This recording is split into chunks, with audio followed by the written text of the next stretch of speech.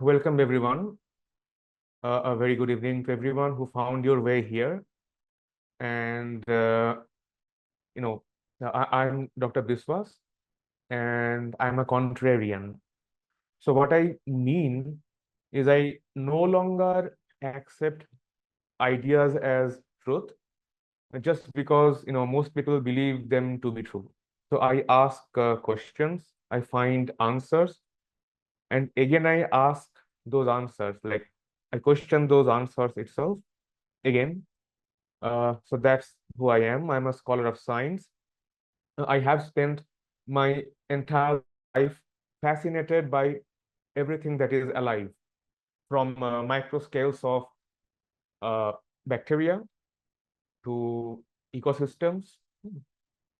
And I have, you know, been fortunate enough to study, work, live, travel across countries and continents, from Antarctica to Amsterdam, from those sparkly conferences in Europe to the unforgiven, harsh conditions of Antarctica, uh, the green and wet forest and lake of remote parts of India. So that's who I am. I'm a scientist. I'm not a medical doctor, but I'm a curious scientist with a background in biological sciences.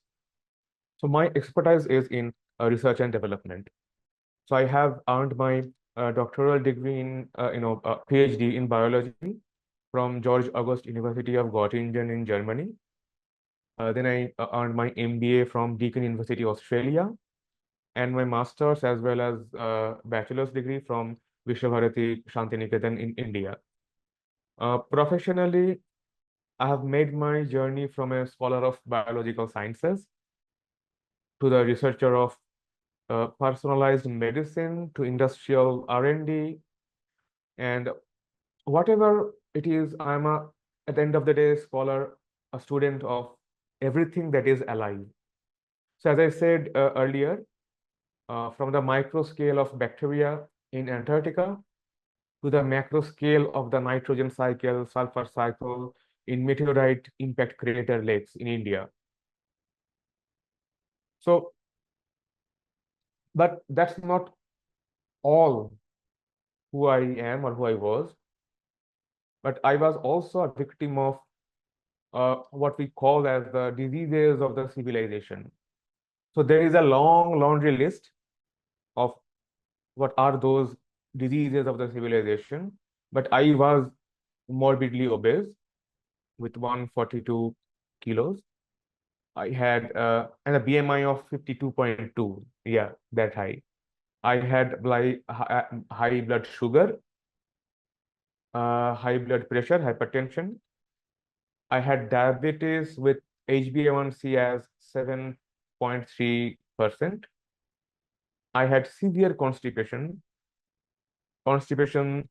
that I often, you know, I had blood in my, stool actually.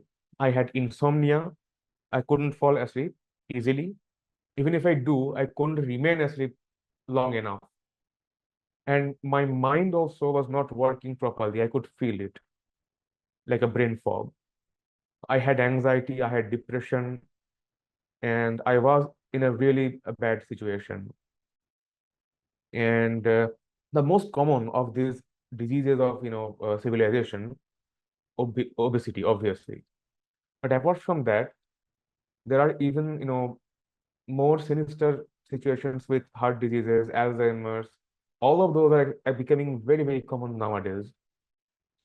And I have waited all my life till the point of absolute crisis to start asking questions and begin my journey to reclaim the ownership of my own health. So I had suffered for a very long time, a very, very long time. But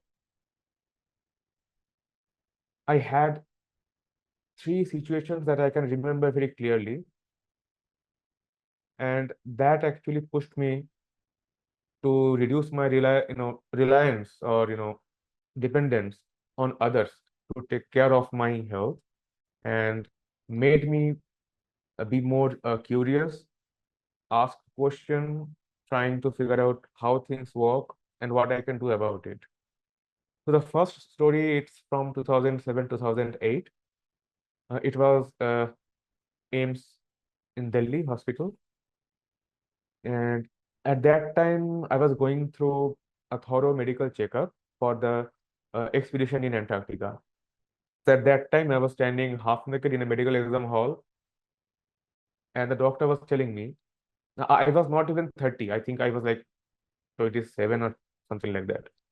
And the doctor told me, very insensitive, very rude, if I want to see my 30th birthday, I need to lose 30 kilo as soon as possible.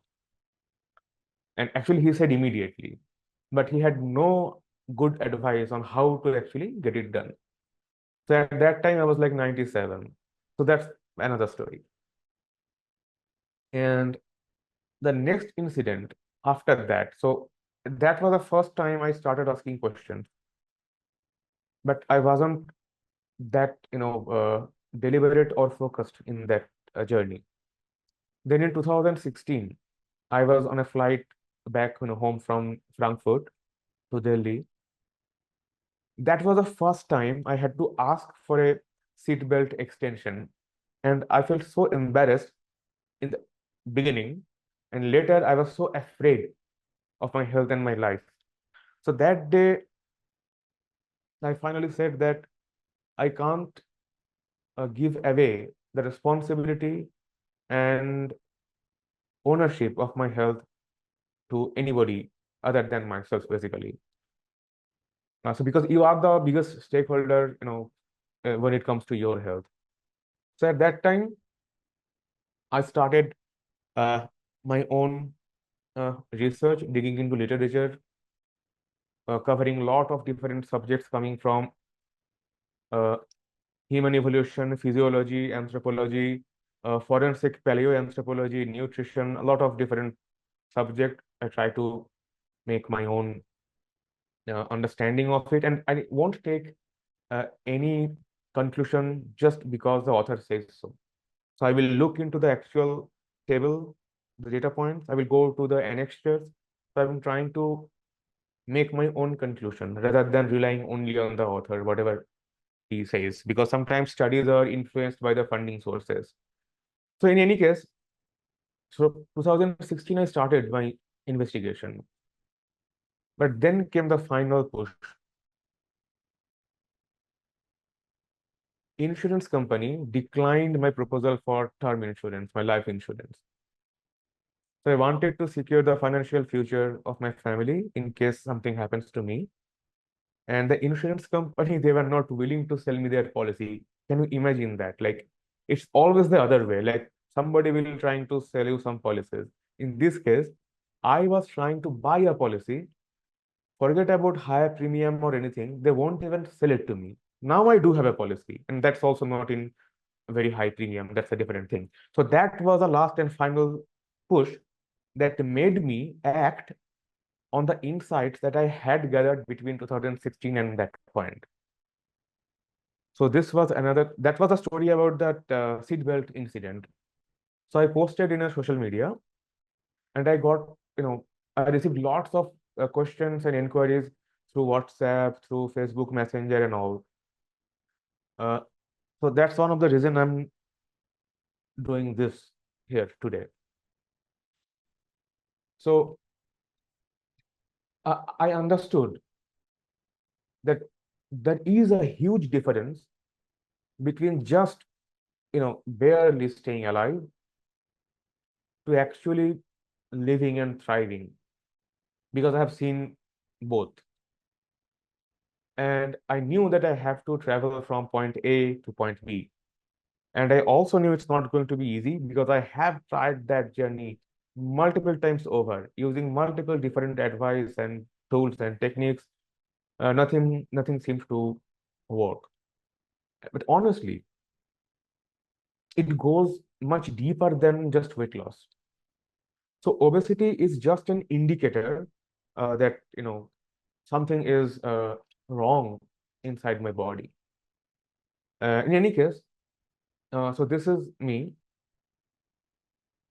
before I started uh, implementing my new learned insights and understanding on my own. And I was able to lose substantial, body weight in reasonably, good enough time. But not, that's unusual, but not so unusual. What's interesting is that it is sustainable.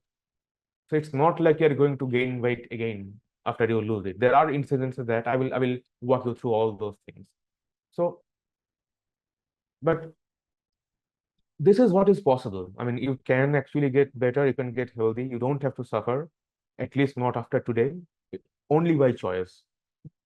And so it's possible when we do find out who we truly are, how we are supposed to live our lives, uh, truly understand, and then, form better awareness. With better awareness, you will make better choices. With better choices, you will get better results. And the key here is what is better. So how do we know what is better and what is not? And better compared to what? What alternative? Which alternative? So I have answered all these questions for myself, and I'm sure you can do it on your own as well. But I'm here to just show you what worked for me, and it worked for many more people around me. So I believe we are entirely and solely responsible for how our lives turn out to be, whether personally, professionally, doesn't matter. Yes, for some of us, uh, turning around or making positive changes might be easier than others, depending on where we are starting from. But wherever you are starting from, uh, whatever you have, that is all you have to work with, including all the difficulties, misfortunes, tragedies, catastrophes. And if you keep blaming everything you have to work with, uh, you will make no progress. You have to work with whatever you have. Is it fair? No, but that's the reality. So you are not responsible for where your life's journey starts, but you are solely and entirely responsible if you don't make any progress towards, best possible version of yourself. So that's what I believe. Now this is visible. I was obese, there was some problem with my health. Now, so back again, this is possible, but this is all external, what you can see, cosmetic.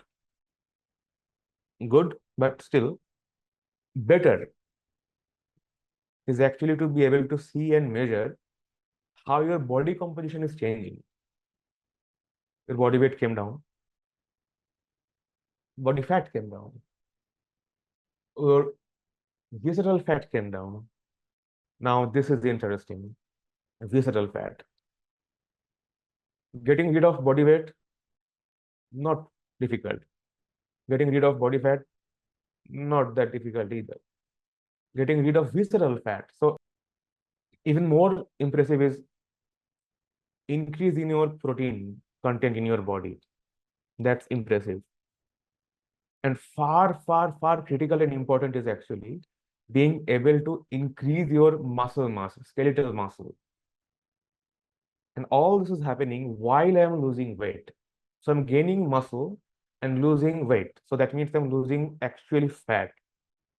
So that 58 kilo drop in weight, that includes the gain in muscle mass as well. So in reality, I lost more than 58 kilos. But again, gaining skeletal muscle is something that's very critical. That's also at the age of 40, right? Now, everything that should come down came down. Everything that should go up went up. Now, this is a really interesting thing. Take a look at this. So you see, this is something called VO2 max. Hmm. Uh, you guys know what's VO2 max? No. So it's a measurement of how much oxygen your muscles can utilize, how efficiently. And it's very strongly correlated with all-cause mortality. Now, take a look at this. You see this red shadow thing over here. Uh, and this is the month of July here. I don't know. Well, let me show you. Can you see my cursor here?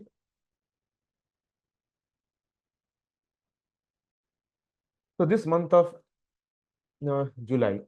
So this red shaded area, that is the standard, average global standard. And this was my birthday in July. So globally acceptable consent is that with age, your VO2 max will come down. But in this case, I was able to actually increase my VO2 max starting from below average, and I went above average. This is what happens with all those realignment of how we live our life, how we change everything. So this is fascinating to me. Like, it's conventional wisdom that with age, VO2 max will come down, but I was actually able to push it up, not only up, from below average to above average. So that's impressive in my mind. Now, heart rate, resting heart rate. Again, this is something, it's better if it can come down, and it went down. Then there is heart rate variability. So that is how adaptive your heart is. Depending on the workload, it will adjust and readjust. It's better to go up. It went up. Then something very close to my heart, I have struggled so long, is sleep. So take a look at this. I used to get very little sleep, 4 hours, 4.5 hours. That was with medication. I spent long hours in bed, 8 hours plus, trying to get some sleep. I still wasn't able to get enough sleep. So now how it changed. So to take a look at this, I am spending less time in bed, but I'm able to stay asleep longer.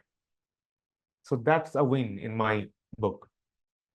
Anyway, so it's very common. It's a very, very, very common problem, obesity. And it is also, very expensive. So it increases our healthcare expenses. We have, as a nation, lost productivity, and that is as a nation. But what about individual level? It's tragic. So people lose their loved ones. People get,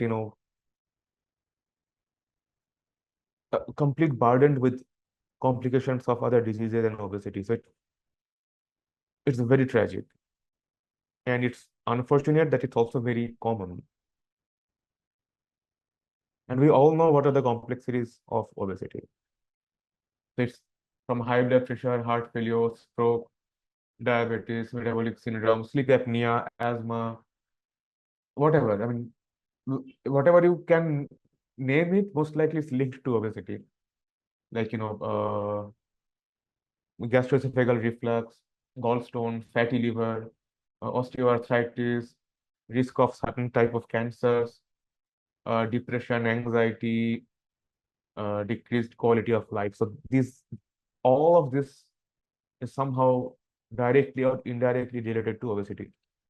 And most of us, we know this, and we want to change our situation.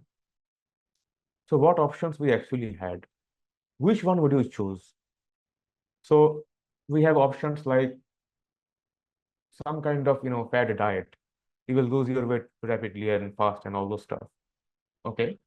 You will also get nutrient deficiency, or you will starve yourself basically. Exercise. Yes. How long you can sustain? And if you are already obese, it's very likely that you might actually injure yourself. So when I first started, I wasn't doing any kind of exercise until I got my weight below 100. I wasn't doing any exercise. Uh, you can try meal replacement or supplements like powder, shakes, and all those kind of stuff. I did that. Whatever you see over here, I have done that. Didn't work for me. Medications, I did it for a while. It's not a good idea. You will get nausea, diarrhea, constipation, headache, dizziness, even some serious complications. Surgery, that's the only thing I never tried. Some of my family members, they actually suggested or recommended me to consider it as an option, but I didn't went for the surgery. So these are our options. This is what is available for us. And then begins the struggle. What would you do? So it's a struggle. It's an endless cycle of, you know, repeated attempt and failure. Best case scenario, you will get some progress, and then again you will gain some more. So I entered that maze. It's almost like a puzzle. So I entered the maze and I was trying to find my way out of that maze, like a puzzle, figuring out the puzzle. I didn't want it to just merely stay alive. So I wanted to thrive. So this is a struggle everyone actually is going through now. So these are a lot of actual struggle and frustration that I had to go through. Failed diet attempts, feeling tired, sluggish, unmotivated, conflicting health advice. Today, somebody will say something, tomorrow, someone else will say something. But unless you understand what, why, how, there is no point in following any of those. Then there is lack of time for self-care. That's also another problem for working professionals. Then sometimes you will get very generic advice like uh, do exercise, don't eat till you are full, all those kind of things. Then there is fear, constant fear of complications of other diseases due to obesity. So that was also part of my struggle. Concern about relying on medications for the rest of our lives and their side effects. So I was on multiple medications for every issue. For constipation, I had some pill. For sleep, I had some pill. For anxiety, I had some pill. You name it, I had a pill for every problem. And the fun part is that not so fun actually. With time, the number of medications and the dosage just started increasing. And that in my book is not a good indication that we are doing any justice towards the suffering people. So if a treatment regimen is effective and good, and you actually implement that treatment, you take your medications, it shouldn't increase over time. So if you're taking one medication today, tomorrow you should be able to stop. It shouldn't become two, three, four next year. So that's a good indicator that the treatment or the theory behind the treatment is not really working so well. Then this is one of my biggest fear of becoming dependent on others. Uh, that's very, very real and imminent fear that I had earlier. Being judged by others, yes, sometimes it can be a problem also, even though we may not be able to admit it. And then fear of cognitive decline. So that was my another fear. So these two, losing my mind basically, fear of cognitive decline and fear of becoming dependent on others. So these two were my biggest fear and my biggest reason or why I wanted to take control of my own health, take back ownership of my own health. So start with advice. So what's the most common advice? Spend more calories than you consume. And the second one, eat less and move more. How is it working for you? Sure, if you go on to starvation, you will lose weight, but you will also lose your health because you are likely to actually die if you continue staying on a starvation mode. Uh, Losing weight, yes, you will lose weight.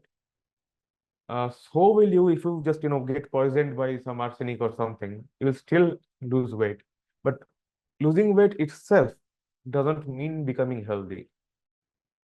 So these are the two most common advice. Spend more calories than you consume, eat less and move more. And both of them are based on the theory of calorie, like calorie balance. That's and everyone believes that it's perfect theory and all. Now, I hate to break this to you, and I hope you understand this. Calorie is a unit for measuring energy, and energy doesn't have any weight. So you cannot lose weight by losing calories. It's simply just not going to work. For many more reasons, I will explain it to you. And have you heard about this game show? It's a reality TV show called The Biggest Loser. So the show is about obese individuals participating in a you know TV show and then competing with each other to see who will lose the maximum weight. And they have multiple seasons, season one, season three, something like that. In one of those seasons, one person named Eric Chopin, uh, he won the prize for that season, like hundreds of thousands of dollars. Before the TV show, his body weight was 185 kilo. During the TV show, he was able to reduce the body weight by 97 kilo with the support of that entire crew, like millions of dollars spending and all. So after the TV show, uh, from 185 to 88 kilo. That sounds like a great win. Now the question is, what happened to him later? So he later actually gained more weight, and now he's back again to 167. So no, I wouldn't consider it as a real win actually. You gained more, almost like 80 kilo back again. And that is also within just a couple of years. So I won't say it's a sustainable practice. The second study, it was done long back, I think 2000, sorry, 1950s or so. Huh? It is called Minnesota starvation experiment. All these informations are available. You can research on your own. You don't have to take my words for it.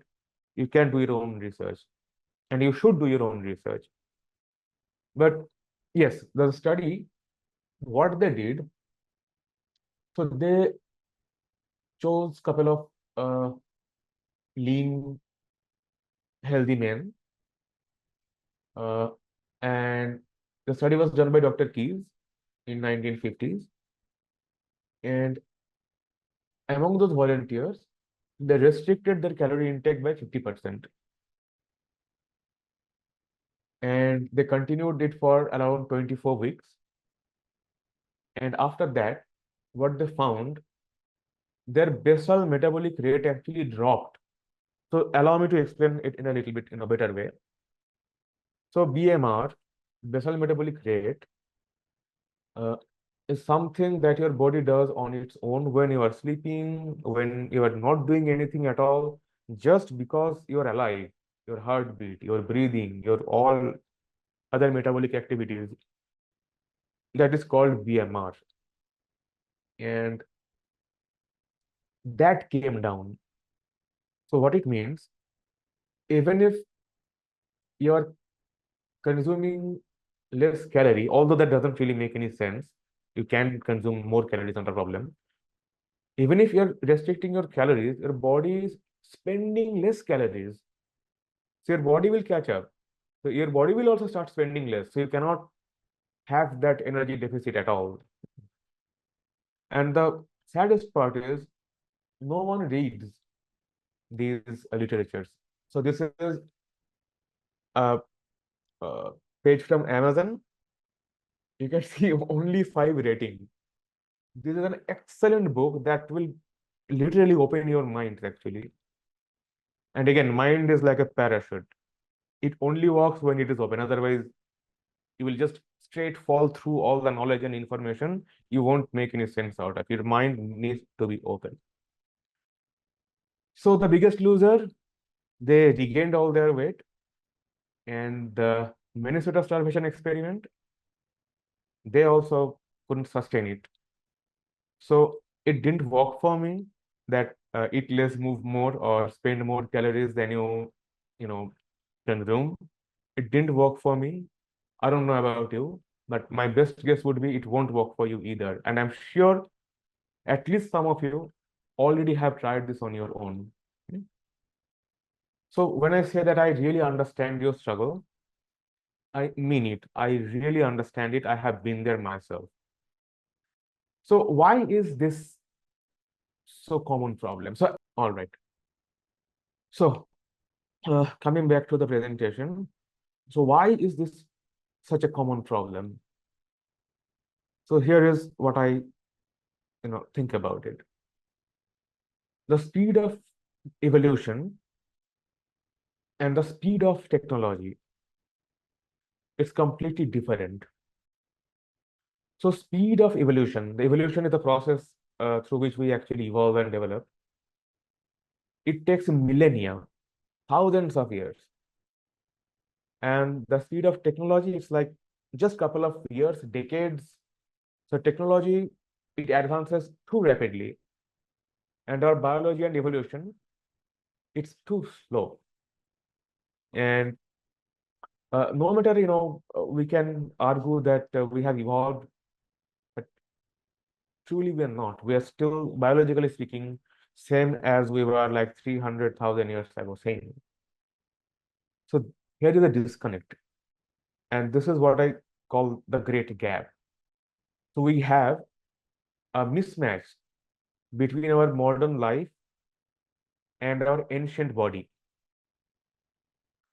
So this is a temporal disparity. So what happens here?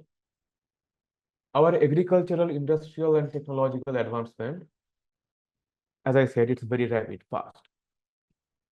In contrast, a biological evolution, it operates very, very slowly. Hmm. And that is what I call the great gap. We have a misalignment between our uh, societal norm and our biological norm. So that's another point. So just because everyone else around us is living their life in a certain way, doesn't mean biologically that is appropriate for us. Evolutionarily speaking, that may not be appropriate for us. And often it is not actually. And the problem is that we won't remember because our memories are not like millions of years. So how do we find it? Like what should be the norm? So there are ways to study it, like anthropology, forensic anthropology. We can actually try to understand how we used to live. So in my point of view, what I'm saying is that we are living in a very unnatural situation, and I call it as alien world. So as far as I am concerned, I believe we are already living in an alien world. Nothing is remotely similar to what we have evolved to deal with. The food we eat, the water we drink, air we breathe, light we see, thoughts we have, nothing is the same as we are supposed to experience. So there is a huge gap between the speed of our agricultural and technological progress versus biological evolution. So decades versus millions of years. So we can pretend as much as we want that we have evolved and that everything is fine, but that won't make things any better. So because biologically speaking and physiologically speaking, we are the same as our cave-dwelling ancestors. So I'm not using the word alien lightly here. For example, think about the idea that we are living in a different atmosphere. Uh, I will walk you through. Let's consider this.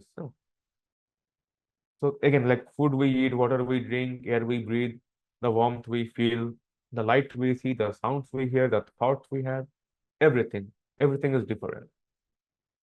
Let's take one example, and we'll choose one that is seemingly inconsequential for most of us: light. The light that we experience, or even better, or more accurately, light and the absence of light.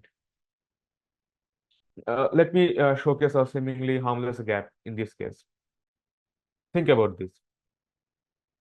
We as a species have been around at least for 300,000 years, and widespread use of artificial electric light, uh, maximum it has been around for 140 years, because the first commercial power plant, it was developed in 1882. So maximum, let's say 140 years.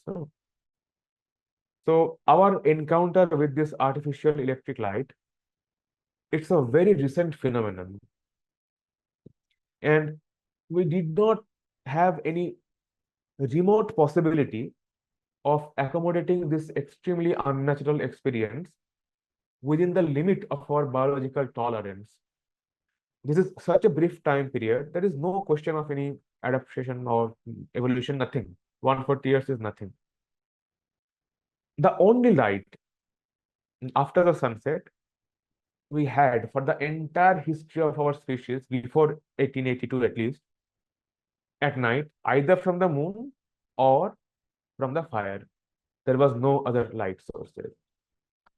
So now I believe that our recent uh, relationship with light, it got at least three different kind of problem. We are not getting enough natural light, and we're getting some light that we are not supposed to get, and we're getting some light when we are not supposed to get any light. So now consider this. There was a study conducted only for 7 days, where they had two group of people. One group of people, they slept in a complete dark environment in a room. Another group of people, they slept in a dimly lit room. And just within 7 days, they saw a difference of 39% inflammation measured as a particular marker called HSCRP, a high sensitivity C-reactive protein. But anyhow, just 7 days, the only difference is either complete dark or with some kind of dim lighting. That much difference is good enough to register that a huge difference, 39%. It's not trivial. Then again, consider this. We all know that vitamin D, sunlight, exposure, we just think about it, but we don't actually understand the consequences. For example, there was a study done on uh, women having and not having breast cancer for a duration. And they found that depending on how much vitamin D you have in your blood, you can have up to 82% lower chances of breast cancer. For example, now for the women who had more than 60 nanogram per ml vitamin D, compared to just 20 nanogram, they found 82% lower chances with the higher vitamin D. And now just think about this. Another study, they found not getting sunlight is as risky as smoking. Yes, think about it. They found not getting sunlight is as risky as smoking when we compare all cause mortality, like mortality due to any other cause, I mean, any cause basically. And you compare the group, those who smoke, and you compare the group, those who don't get enough sunlight, risk is quite similar. And I'm not making this up, it's already published literature. Hmm. So this is about uh, light and darkness. We don't think twice about it. And for that, actually, I protect myself from light at night. So I will switch my glasses now. It's already a little bit late. So I use blue and green light blocking glasses so that my circadian rhythm is not disrupted. Anyway, so all we have discussed so far, out of all these things, is just the light. We still have so many variables or parameters to actually study. Now, uh, let's take another example, air. Okay. So we all know a lot about what's wrong with our air pollution, and all those kind of things. But we want to talk about today about what we do not breathe. What we breathe, we know. We have a lot of different stuff that's not good for us and all. But we don't even know what we're missing from our environment. So one such thing is uh, phytoncides. So do you know what is phytoncides? Anybody? So actually, in my perception, the air we breathe in, it's almost like breathing in a different planet altogether if we compare it with our ancestors. So phytoncides are organic volatile aromatic compounds. It comes from plants, particularly evergreen trees. And they are known to actually increase our natural killer cells activity. So what it means? So it means these natural killer cells, they can actually, they roam around our body, they detect our, and locate, and also they kill our cancerous, infected, and dysfunctional cell, like housekeeping basically. So if you can stop the cancerous cell on the track itself before they proliferate, that's a good thing. And that these natural killer cells, they can do it. But the problem is, where will you get volatiles from evergreen tree in your day-to-day life, right? So that's uh, one thing we're missing from our air. Now let's take another example. What can be, its implication? So now, COVID-19 related deaths, the mortality, global average, it stands somewhere around 1.13. Now, hear this out. One interesting study was published in 2020, which looked at COVID-19 related mortality rates in Italy, in different regions of Italy, and found that the severity of the pandemic was less in areas with higher forest coverage. And the difference is striking. So just with about 3.3 hectare of forest per capita, the mortality came down compared to the global average. But how much lower? Now, again, consider this. Just with zero point 0.5 hectare of forest per capita, the global average of 1.13, it came down to 0.005%, a 99.62% reduction in mortality from COVID-19, depending only on how much forest area coverage you have in that locality. Is it surprising? Give me a yes in the chat if you think it's interesting. You can write yes, no in the chat. And again, I mean, I'm not making this up. All of this is available in public domain. You just have to be curious enough. Now, that's about humans, but what the atmosphere is doing to others? And this is something I'm sure it will blow your mind. Today's plants, they contain 15% less mineral and up to 30% less B vitamins compared to pre-industrialization. So we have changed our atmosphere so much that the plants are growing differently. And they're growing differently to the extent that they contain fewer minerals and vitamins compared to earlier. Think about that for a minute. And again, I'm not making this up. Everything is available in the public domain. Is it interesting? Huh? You can write yes in the chat if you think it's interesting. And that is just another variable, and we discussed very little. Every point can be a book on its own. The water we drink can be a book. The light we see can be a book. And all of these, and even some more parameters, all together, I call it, actually, we call it as exposome. So, what is exposome? So, exposome is the totality of all the environmental exposures and individual experiences throughout their entire life, and how those exposures influence their health and disease risk. So we have uh, made our exposome incompatible with our biology and our evolutionary heritage. So again, what we're talking about? We're talking about the external exposome, that is environmental pollutants, chemicals in the food, water, radiation, microbes, lifestyle factor, diet, smoking, exercise, social, economic factor. This is our external exposome, everything that we experience. And then we have the internal exposome. What it means?